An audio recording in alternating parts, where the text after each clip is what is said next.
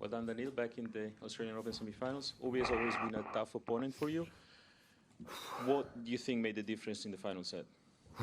Tough. I mean, I knew how Hubie can play, and in my opinion, he played quite well today. I felt like the games, almost all of them, probably except the 2-0 in the first set, I felt like every game I had a small chance. I managed to take it. So really, really happy and proud about that because, yeah, with him, you don't get many chances. Could I play a little bit better on my serve? I don't know why, but my serve doesn't bother Hubie as much as other players. Like I feel like other players probably don't really like me to play. I serve aces. They don't break me a lot. Hubie returns almost every of my serve and stuff like this. So tough matchup, but that makes me even happier to win and be in the semis. Congratulations. Do you feel like he was testing you at the net? What do you mean?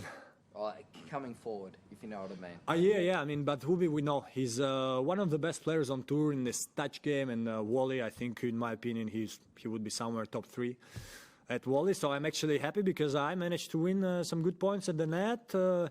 He managed to win some amazing one also, but especially fifth set, I managed to do some good stuff going to forward. So again, really proud with a lot of things in this match and looking forward. Daniil, 3:30 a.m. or 3:39 the other day, 5 sets. This one in the heat, 5 sets. How are you feeling physically? Are you feeling okay? Do you feel, or is you feeling a little bit knackered or what? Always the same. I mean, 3:30 was tough because honestly, with Felix, I would say 80% of my physical abilities, where usually you start 100. And then it goes down. When you're tired, maybe it goes down a little bit faster when it's hot. Today, I felt like right after the first set, I was at 80, but at least you start with 100. With Felix, I started with 80. Happy that managed to push myself and win it easier. But then, after every match, I'm in the locker room, I'm destroyed. But then we do a good job, and one day off is probably enough to feel good the next day. So far, so good in the beginning of the matches, and that's what matters. And then try to win, and then if you're dead after, doesn't matter because you have a day off. Congratulations, Daniil.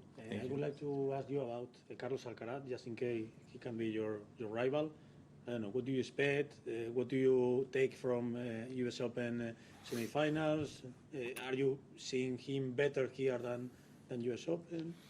Better, tough to say because Carlos always plays good. In my opinion, it's for sure some weeks you are even like on fire more, and then you win a Grand Slam. Some weeks you maybe can miss in some important moments, but he's always a good player. Let's see, because first of all, I think they have an interesting match. Let's see how it goes. And for sure, I'm gonna serve myself with this US Open match, but him too. I'm going to try, to make his life tough. In Nito, I didn't manage to kind of do what I wanted to do, but honestly, end of the season, I was quite mentally tired, but him probably also. So not an excuse, but I'm going to try to do my best, no matter who the opponent, but if it's Carlos, try to bring something at him. Is it your expectation you'll be scheduled to play the Friday night semi-final, given Novak and Jannik played yesterday? To just give you more time I think to it's recover? it's even sure. I think it's like kind of done in the schedule, like before the tournament, if I'm not wrong. So fine for me. I don't know if it's hot or not. But actually here in Australia, what I find a little bit surprising, it could be 20 or 30 degrees, and for sure 30 is tougher. But when the sun is out, it doesn't really matter what's the weather. It's just hot, I feel like. Because with Borges, the air was like 20 or 21. But I was also still suffering under the sun. So night is fine, and probably, I guess, the way the schedule, because it's only 2 matches, it's not going to be possible that it starts at 11, unless they play 7 hours, which I doubt. So, yeah, looking forward. You were talking on the court about feeling tired here, feeling more energy here. Is there any rhyme or reason to that with you, or is it just like, do you expect to feel a certain way at a certain point in the match? It seems like you were describing sort of these ups and downs. And do you feel like exhaustion coming, or how does it work? Yeah, I have no idea. The thing is that maybe I should dig into it more, because we try very hard with my team to put myself at the 100% of my abilities, and I think we do it. And for me, the question is it maybe something where you have to work like from 14 years old till 20 years old really hard on your aerobic, physical, whatever? Why I say it, because sometimes I see some guys, I think Hubie, for me, is one of them, and I see them play 5-set matches, 7-6 in the fifths. They seem fine, in the locker room. They just seem fine. I'm like, wow, I do. And did he look good? Yeah, right? Yeah, that's what I'm saying. And either maybe it's a question of metabolism and it's genetics. I honestly have no idea. I know that I get tired. I fight my best. We work with my team to make me able to, because if probably everyone works hard, but I know that what I started doing with my team since I was 22, I guess, or 23 years old, when I decided to be more professional, etc. If I didn't do it today, after third set, I'm done. Like, I could probably retire. When I played against Novak first Davis Cup, I started cramping 1-0 in the second set. I won the first. I had a break 1-0, then I made 3-0, but at 1-0 I was already cramping, and then I literally fall down on the court and retired. So yeah, I'm trying my best, and I would love to be someone who is not really tired, doesn't care about the heat, but that's not me, but I try to win as I can. Daniil, just in terms of your service games, you've been broken 18 times this tournament, but at the same time, does that give you confidence that perhaps you haven't been serving at your best and you've reached the semi-finals? And is there anything you've got to do differently, whether it be Alcaraz or Zverev on serve? Yeah, we should see, because I see Novak, I think, got a lot of broken also. It's maybe something with the balls, the court. Rod Laver Arena, since I played it the first time, there was one side against the wind. Very tough to, I think, if I would not be mistaken, I think I lost all the serves on this side today. So it's a very tough side to serve, because unless you serve 220 like Hubie, basically it's much easier to return from there, and you always put pressure on your opponent. So I'm not really too much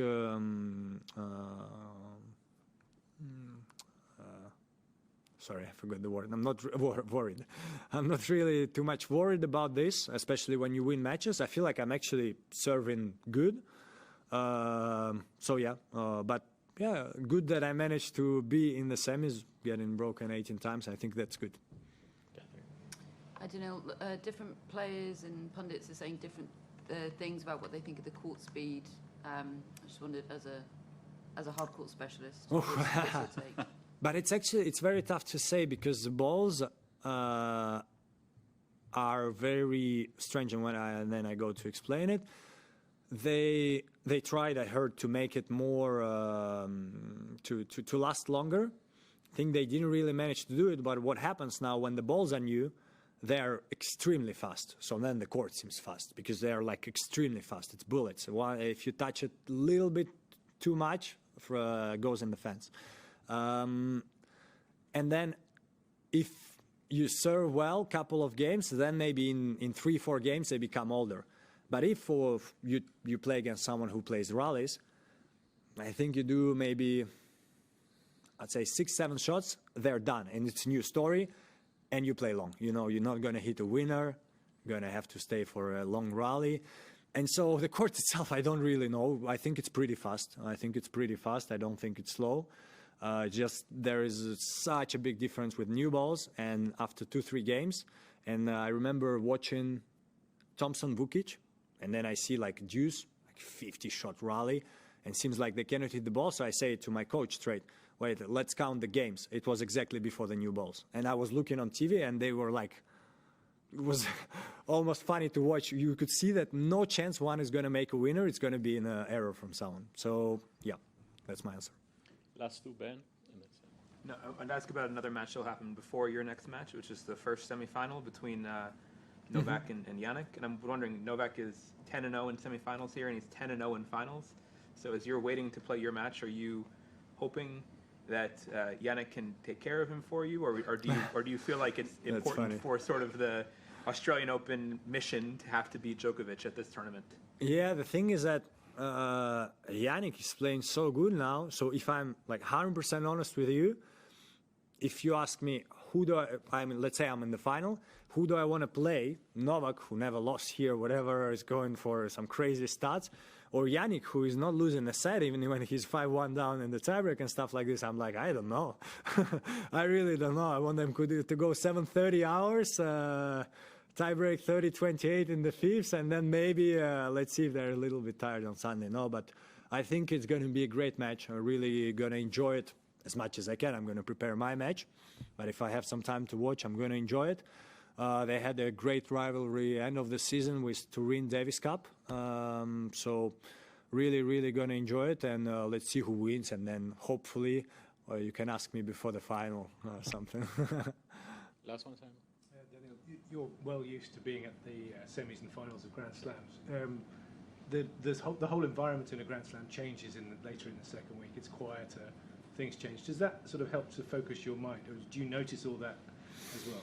I'll be honest, I always like ending of the tournaments, because first, maybe my first final on ATP Tour or second, you're like, wow, it's strange. There's always so many people in the beginning, and then it's so quiet, and on Grand Slams it's even more strange. But once 2-3 finals, I got used to it, and I was like, that's actually the best feeling. You know that if there is almost no one left in the tournament, that means you've done a great job. There's no one to disturb you. It's just you, and go try to win it. So I like this feeling. Yeah, hopefully I can be here on Sunday.